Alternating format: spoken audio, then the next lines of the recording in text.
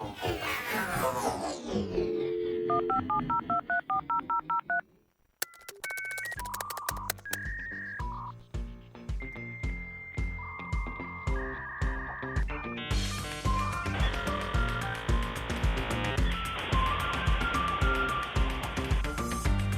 right, we're back for another Less Kevin, More Tech from UTEC .com. And this one, Les, is going to be a little bit more personal, I think, to me. And I'm happy for it. And you're happy for it? Yeah, Absolutely. So this will be not often. I've said before, right, this is going to be a great podcast, or it's my favorite sets of guests. Well, this time it actually is my favorite set of guests, all right?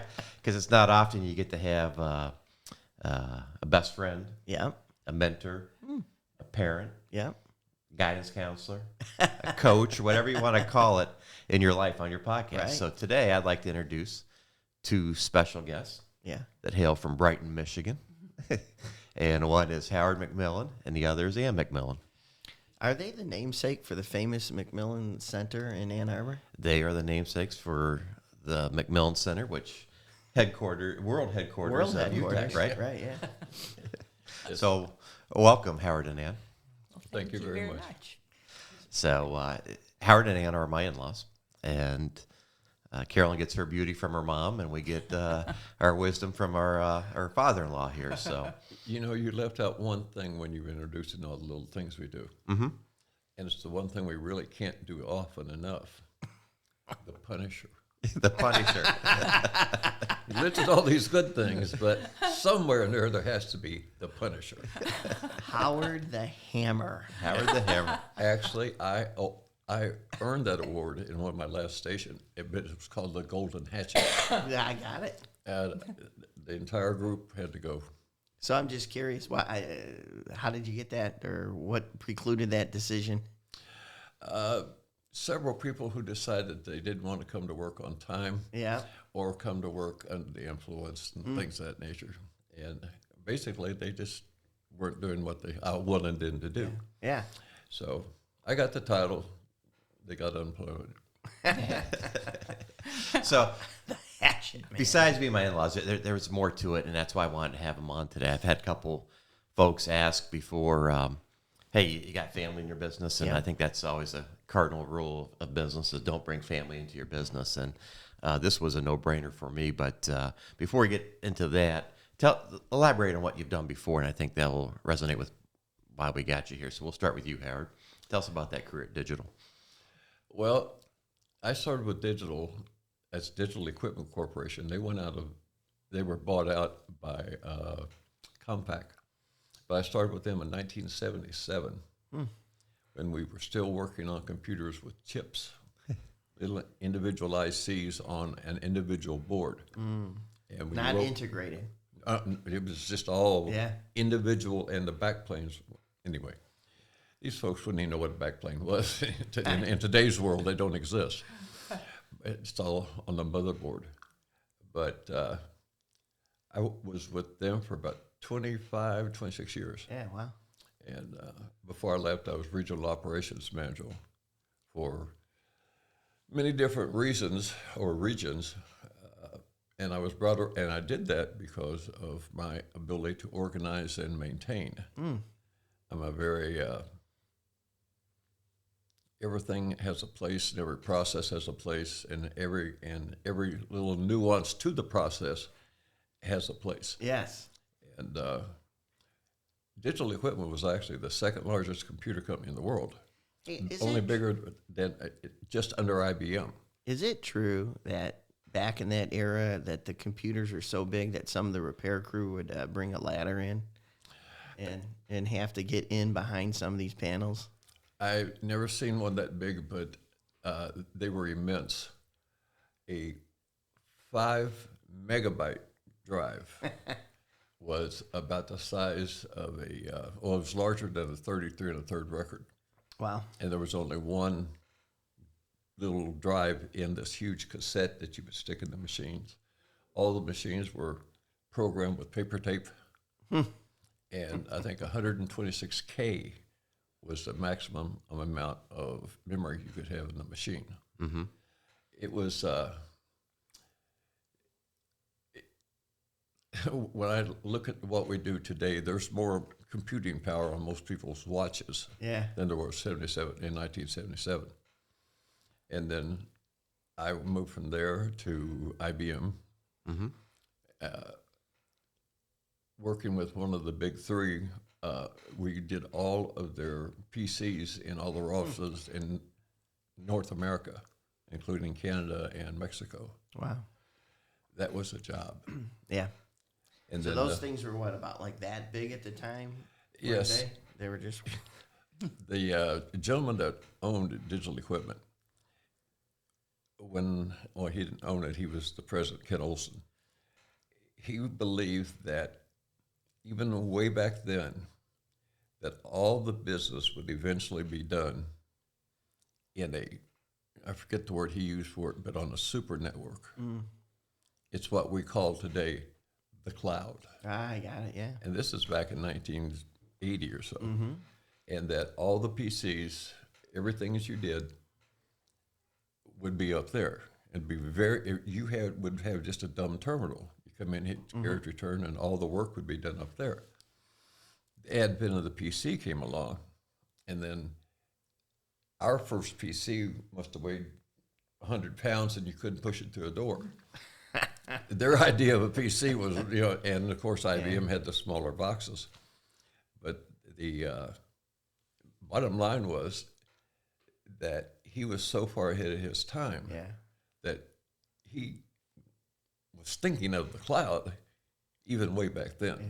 You just didn't have the words to describe it. Yeah, well, it was... And the concept. He had the concept and the words. It never took off until Microsoft and those boys, and they figured it all out and how to make it work. But it was a very interesting time. Yeah, right.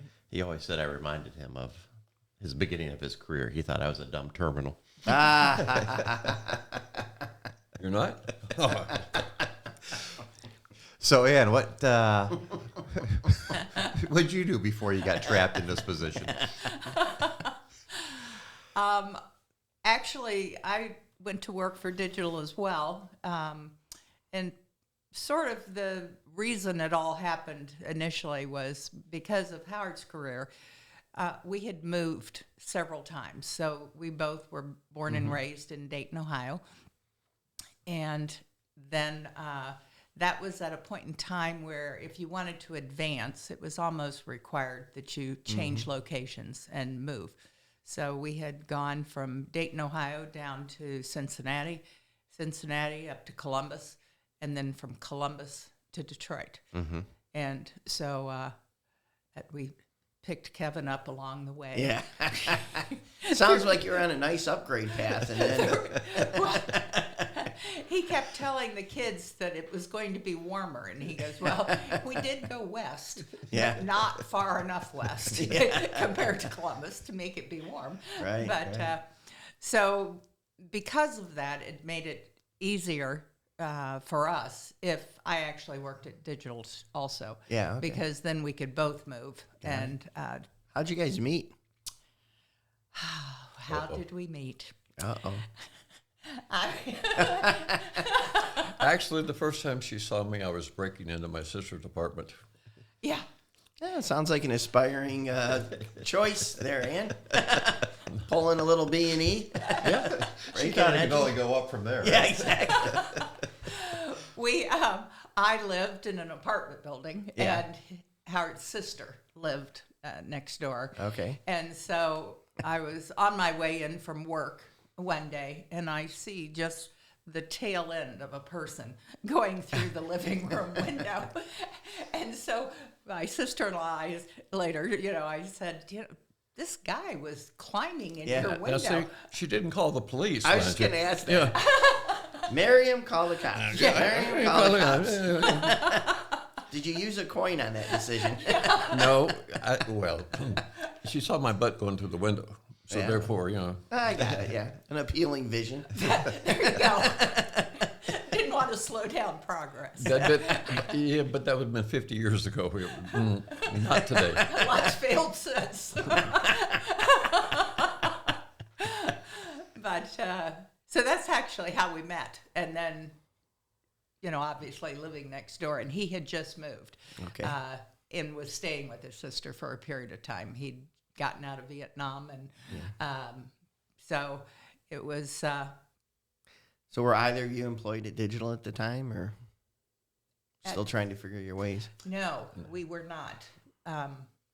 Howard, at that point in time, he actually was working for his brother-in-law, who had a trucking company in Middletown, and going to school at Wright State, and taking advantage of his GI Bill? GI Bill benefits. And so then, as fate always has its own plan, that was, we had gotten married by that point in time, and then I ended up getting pregnant, and so with our son.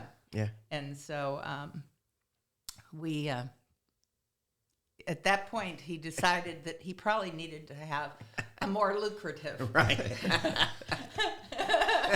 position. So, and that's when he went to work for Digital. Funny how having mouths to feed Yes, it does. motivate. Well, it's funny because I can remember that, Ann had been a project manager for digital equipment and but was really involved on that side and support and sales, and Howard had ran the logistics side.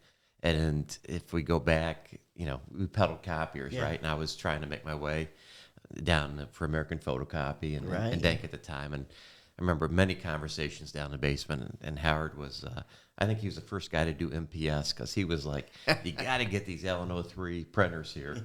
And we got to put them on its cost per copy, a page per print, he was calling them, and have this program. And I was like, no, copiers. And he had encouraged me for so long to go off and do something like that. That was funny. I chuckle now when we talk about our business, and here's a guy on the computer side saying we should be doing this. Right, yeah. That's great. Well, it has been a real challenge moving from the computer side of the world to the copier side of the world. Staying in service, for me, that's where logistics has always been housed, that it doesn't change. It's still the right part, the right place, at the right time, at the right cost. Because, you can have a lot of parts on the shelf if you don't. Yeah. Go broke. And it's services, because they are more stable, become more of I think, when you say family, you can have all kinds of different families. I mean, you've got the sales side of the house, you've got the admin side of the house, you've got the services side. But services tend to be a more constant group of people. Right. Sales have a tendency to come and they go, and you'll find more of when you talk about working for a family, there you have all kinds of families, but at work, you spend more time awake with those people than you do almost with your real family. Absolutely. And that makes for a really tight service organization. And every company that I've worked for, as we have downsized, right-sized, closed buildings for facilities, always made room for services. Yeah. The engineers would always come back to the stockroom. The stockroom and the engineers were a unit. And it stayed that way, and still is today. So the DNA, because this is kind of cool, because this goes actually right to the company today. We were with a large client yesterday, and that the client was just raved about, the ability that when they make a phone call, they're always talking to a human, at our desk, not, an automated trail. The service team, he was just going on, and so I can see where the current version of UTEC, right? So this is the DNA, because you guys have been there, since Kevin took the role of the company. But that thought process and that culture is still alive today. Well, which in our industry, I just want to say this, is not that common anymore. No, and when I first started with digital, they wanted you. They asked you, do you have anyone in your family who might want to come to work right. with? That way you had somewhat of a vested interest in them doing well, and they had an interest because, hey, that was my brother that brought me in. And like I said, digital was the second largest. When I moved myself to IBM, they had the exact same philosophy. IBM is this huge, huge, huge, huge place, but every office was its own little family. Everyone there knew each other.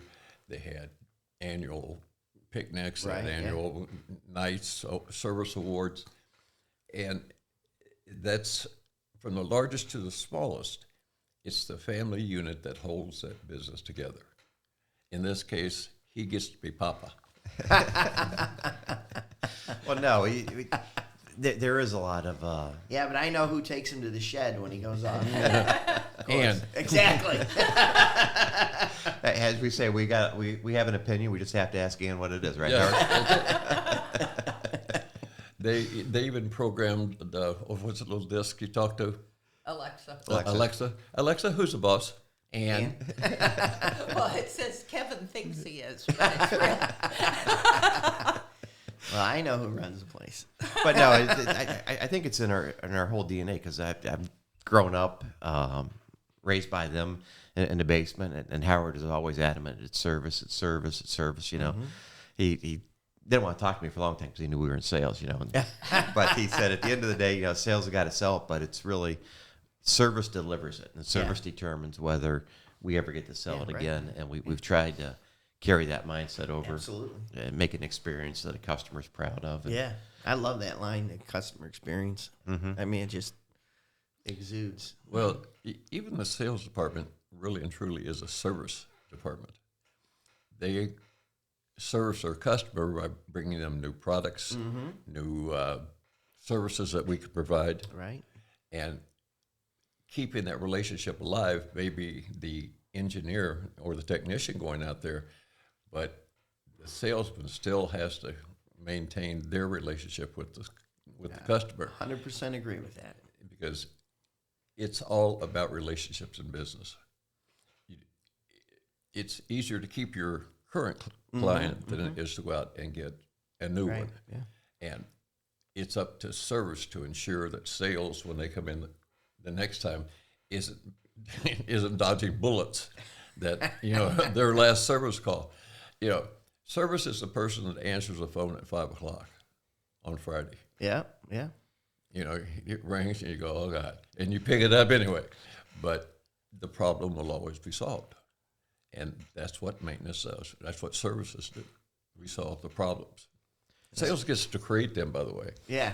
Yeah, we can do that. Yeah. Services can do that. Well, it's been fun because we've had. So I buy the business, right? And we're small. We're still small potatoes, but we were even smaller then, and we're growing. And we had a couple young guys that we had in the warehouse, and I asked, you know, they were retired, and I said, "You got to come help me out. I need help. You know, I need to have a baseline." And Howard always says he did it just so I wouldn't move back into their house. He wanted to make sure we stayed smart. out on our own. He didn't want to see us down in the basement Yeah, living right. there. But no, so he came in. It's funny because the guys at first, they're like, "Who's this guy telling me what to do and why?" You know, but you can see it in the warehouse guys now. The way they keep the warehouse clean, it's organized. There's context to everything that they do in there, and a reason why they do it. And I think that they've grown to appreciate and respect, and like Howard's coaching and counseling on that, right? Yes, because they always say, who told you to do that, Howard? I don't remember that, but hey, I just rattle from time to time. And but take credit for it. Well, it's been a very interesting group of people back there. Yeah, they do But- great work, I think. Some of the times when we've had customers in large quantities come into our building, they've always commented on how this is the best looking warehouse I have ever been in. Yeah. Because you really can't run any organization. Well, you know, it's an old joke about how can you, a messy desk is the sign of a messy mind. Well, what does a clean desk suggest to you? Well, Guy ours- doesn't work too hard. Oh, that's Kevin's desk. Okay.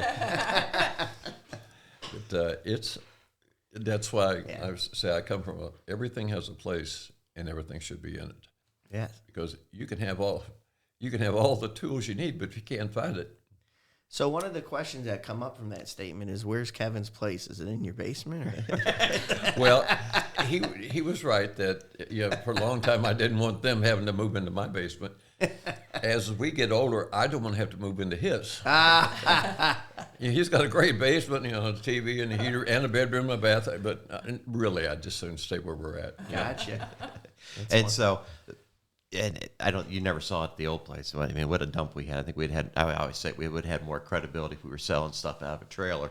But in there was a cage. And so Ann took over our supplies. We needed to have a process, and it was disorganized. And she's always been a project manager. Right. Yep. Order, she brings order to the house. But we put her back there, and there's this cage. And so on our tours, I had this terrible building, and so we did have a customer come, which we discouraged. We had to walk them through there so to take the pressure off of the way the building looked. Yeah. I always got to brag. I said, I should be your idol. Who else gets to put their mother-in-law in a cage for 8 hours a day? And she played the role. She knew. So she saw a customer walking in, she'd run back and sit in the cage, and that's where she worked. But so Ann took over the role of really being our COO. We didn't have a COO at the time. And what I loved about it was there's a curiosity in her mind. And Howard has it too, but when it came to why do we do things on the front end, who's ordering this, who's following up on this, right? That's right. Yeah. It's you learn as you work over the years that if you don't have that curiosity, you're going to pretty much just stay stagnant. And that was just a personality that Howard and I, neither one had. We were always trying to figure out, why things work.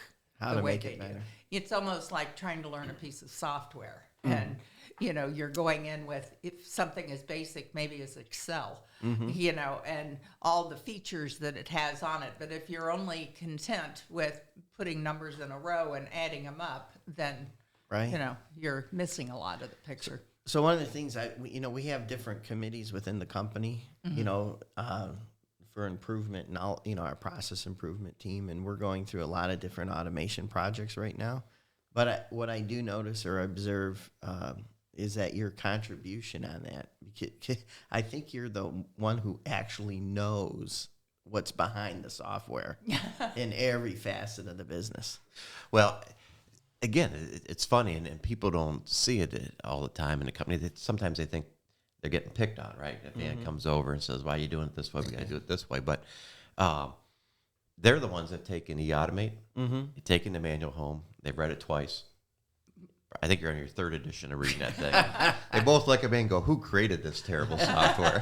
And why do we have to deal with this company? But that's another podcast.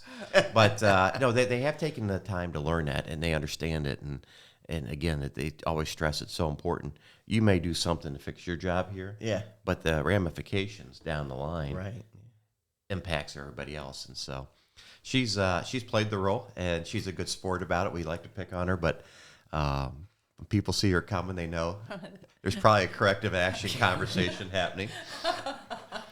Hopefully Probably. it's not too brutal. Yeah, I actually I see fear in your eye when you. Even this morning, first thing I see, Les, can you help me make a cup of coffee? Yeah, I was dying back there. He's pushing buttons, and I in the service, I go, well, the software wants something. What does it want? And we push some more buttons. No, push the one in the middle. By the way, that was the biggest button. They're blinking, and I'm pressing the blinking ones, but Howard goes in and presses the big one. And I don't even have a Keurig. Yeah. But it's trying to understand the flow. What you think is the natural flow of business should match up with the natural flow of your software. And if you don't, you may think you own the business, but the software package you use runs it. Yeah. And if you don't do things, so I've told everybody that work for me, if you're going to do it wrong, do it consistently wrong. I can't fix intermittent. I don't know what happened. Yeah. but do it the same way every time. And if it's not right, it's going to start popping up in there's no PO, there's no service call. What happened to this machine? And you can fix that, but you can't fix the thing that they hit a button. Right. But you will always get a cup of Keurig coffee now. I will. We have fixed your problem. Because my method was not process oriented. No, If it was blinking, I was pressing. Desperation. just keep pushing buttons. Something will happen here. Well, he's always tried to stress to people, and it's a learning process, right? Especially when you get young people coming into the business and such, that e-automate does run the business, right? So we've got to work through the program of our software, but that should never stand in the way. And you've always said this; it never should stand in the way of delivering and exceeding a customer expectation. And so to create that experience, we may have to go outside the system. We do that, but you can't lose sight of coming back and putting it back in the system and making it work. No one ever tells someone to do it wrong. Right. Yeah. Just do it. Yeah. Then that person has to realize, well, my part of that would have been this. Oh, and your part of it was this, because it may go straight from Kevin's lip to the customer site. Right. Just like that. Yeah. So therefore, we still have to go behind and make sure that everything that Kevin said is still within the confines of our operating system. And it may sound silly to a lot of people, but that's how we get paid. And that's, I think, what Kevin refers to as clean up on aisle 6. Yes. So I think it's funny, and guys talk about it. You never bring family into the business, right? And I said, it's not been hard on me. It's actually been tougher on them, because here they have people that have learned the system, and they were supposed to be working part-time for me, and they've made it a full-time job. Yeah. And the guy that gets the short end of the stick of all this is my brother-in-law, because when we get together on the weekends to have dinner, we got to talk about, and Carol, we got to talk about business, and then they get to take part in the conversation after we're all done. But they've learned about it, and they're making suggestions all the time. They're making, you see them coaching us up, all that. But yet they're in second place, right? They got to check their ego at the door. And how do you guys deal with your frustrations when I'm screwing up or Les is screwing up and we're not, doing what you want done? Can we actually parcel it? Because that happens minute by minute, There are days when it's a little harder than others, but in general, Kevin is such a good person to work for. Mm-hmm. He really and truly goes way beyond my breaking point. I tend to say, let's get this fixed. And Kevin says, guys, why don't you go talk to Ann? I have to be my own bad guy. She gets to be his. Yeah. Henceforth, the nickname, Howard the Hatchet. Howard the Hatchet. Well, I didn't have to do that after my first assignment. But because everybody just had fear. Oh, my God. Well, there's Howard. after I left that particular office and I became a regional manager, my cities that I were responsible for, from St. Louis to Pennsylvania down to D.C., our nickname was the Detroit Mafia. Ah, okay. But I had two really, really, really good people working for me. And they became the hatchet. And they became the, Howard's coming, now we need to get this straightened out. And it's really and truly in business. You can't be too hard, too soft. Absolutely. You have to. I had to give a corporate presentation once, and I said, a good manager is, and I must have 75 different things on there. Mm-hmm. And you have to be one of those people differently with every person that you works for you or works within the organization, and it may change from day to day and from minute to minute. Absolutely. You may need to be a cheerleader, you may need to be their brother, sister, friendly, whatever, but in order to get the job done, it's your relationship with those people. Sometimes you have to provide therapy for those people. Absolutely. So we send them to Kevin's office, and he takes them to lunch. No, I think that's something that's underappreciated by people looking on the outside, or even some people in the company. That it's hard, I'm your junior, right? You know, and you guys are as parents raising us, right? And you want to tell us to do things, but there's a balance, right? You got to kind of help make suggestions. It doesn't mean I always have to take them, but sometimes you got to just like with their kids, right? You got to let them make a mistake and learn from it, and be there to help. You have to support it. throw out a whole lot, and then hopefully, one or two of those things stick. Right. Yeah. And Good point. that's what he does. But it's not that we're suggesting one is better than another, but these are other options. And if you verbalize them, then it gives him. He may think about something in a different way that he hadn't prior. So, well, as a UTEC employee, I know I appreciate the two of you, and I like how the dynamic in the office works. And you could see where it transcends to our client base, through our sales and service organizations. great. Yeah. That's always a good thing. We just glossed right over that last part. She says she throws out a couple ideas and she kind of lets you. We're trying to be nice to you. See, We that's know. that's She the whole takes family the back thing. of your you know? neck and she puts your head down on the table and says, "This is the way you'll do it, right?" Doesn't this seem better? No, but you have taken that just role, a right, where suggestion. you can kind of be the heavy, right? You said our job's not there for them to like us. Our job's there to help make the thing run, right? And Sure. you get to be the good guy, and you're fine wearing a hat being a bad guy, right? It's the burden we carry. Well, we talked about earlier, it was funny, and again, you talked about ideas and helping you get. I remember we were trying to move out of our building. Mm-hmm. This was before he came on. We needed to do something, and I had to get out of this to improve our morale and our growth and people. Plus, he wanted to sell the building, and we didn't want to buy it, right? That's right. But for a year and a half, we were running around looking at all these different options. And do we lease? Do we buy? We can't find anything.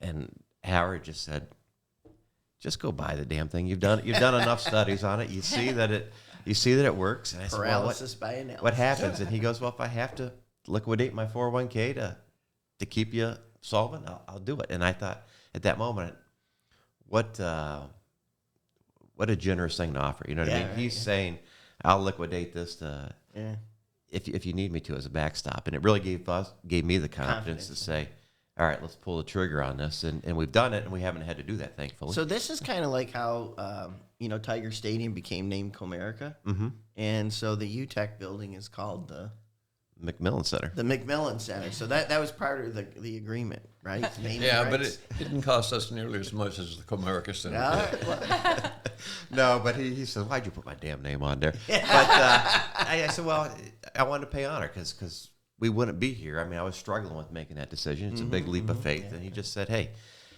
if you need to, we're here to help you. I don't think you're going to need us." And thankfully, we haven't, right? That's right. yeah, So- good.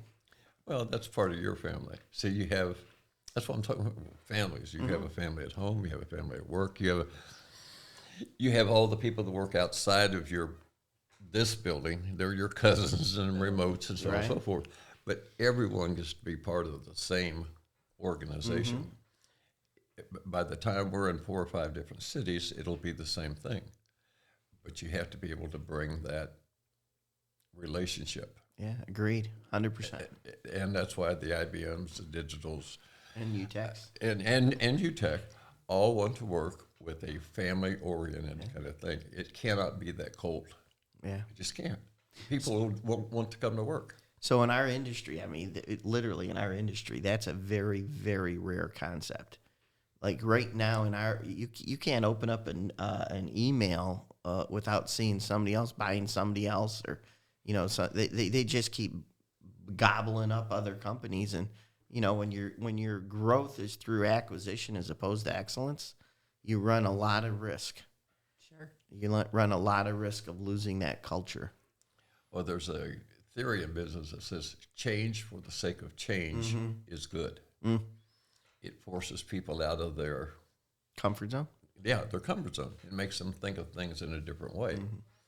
And my job over the years has been as a fixer, but Ann's job has been more of let's bring people together and get everybody working on the same page, where I would go in and do heavy lifting. She went in and did the Band-Aids. I'm sorry for what he did. He didn't mean it. Well, Howard's put our warehouse staff and worked with service on that side and build up and help instill a mindset that these guys have taken and taken it to another level. It resonated with Tom, our sales manager. He's singing out the same hymnal, but it helped some young guys back there. They've taken it, built upon it, and doing a great job. So that's left him time. An idle mind is a dangerous thing, right? So he's been working. You wonder why all the mess is back there for these projects. But the dolly locker, I promised him I'd mention the dolly locker before we got off the podcast here. So in 30 seconds, tell us about the dolly locker. The dolly locker is a tool that I developed because I was working in the warehouse and trying to push a 500-pound copier across the floor with 2 broken wheels on it is not a good time. Yeah, I can imagine. So you had to have something that was viable to pick up and put on there and roll it. And at the same time, have you ever stepped on a dolly? They fly up in the air and then it doesn't work well. So I developed a no-tip dolly. Yeah. So that no matter where you stand on it, it won't tip back or forth, up or down, and throw you on the floor. And it comes with its own OSHA-approved little straps to hold it on there. You can high bay it with wheels. That's a difference. And I have received patents on both the design and on the dolly itself. But that comes from seeing a problem and then working towards a solution for that problem. Dealing with the government is a long process. But the intent is always find a problem.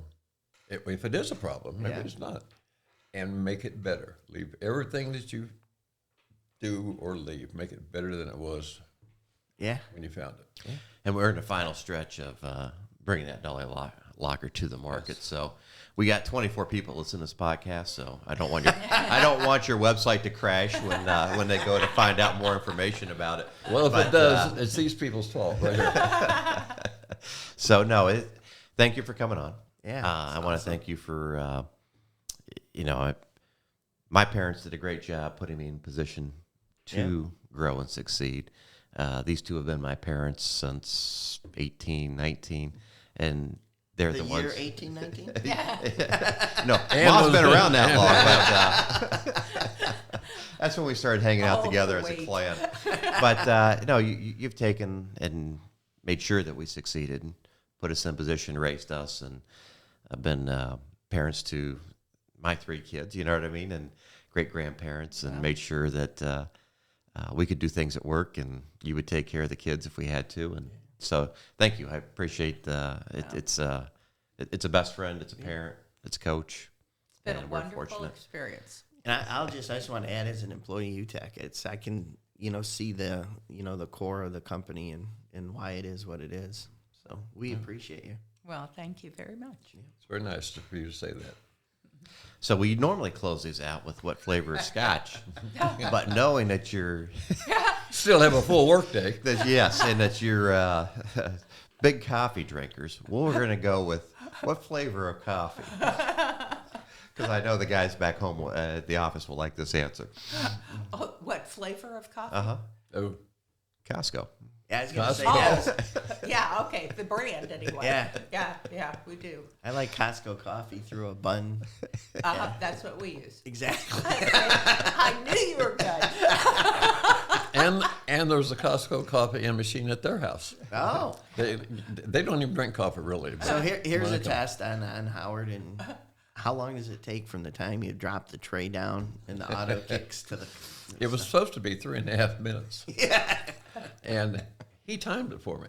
Yeah, and it was like 5. Yeah, and I concluded that we needed a new coffee pot because the inside of it had just corroded up, if you will, because you can't wash the inside of the thing. It's really. And we now have like 4 different coffee pots all over the place. I have ice machines everywhere I go because I eat a lot of ice. But you should, a good rule of thumb that when I thought I would be a welder, was the first thing you do is before you start any work, is you make yourself comfortable. There you go. If you're uncomfortable, you won't do your best job. That explains the couches in the office. All right. Well, they're going to charge us extra if we keep on going on this podcast, probably. But no, thank you. Thank you again. Love you both. Appreciate Appreciate all you've done for us. Well, And thank you. I actually even love you, too. You're not a bad guy, you know? Actually, he has been a very good addition. He has.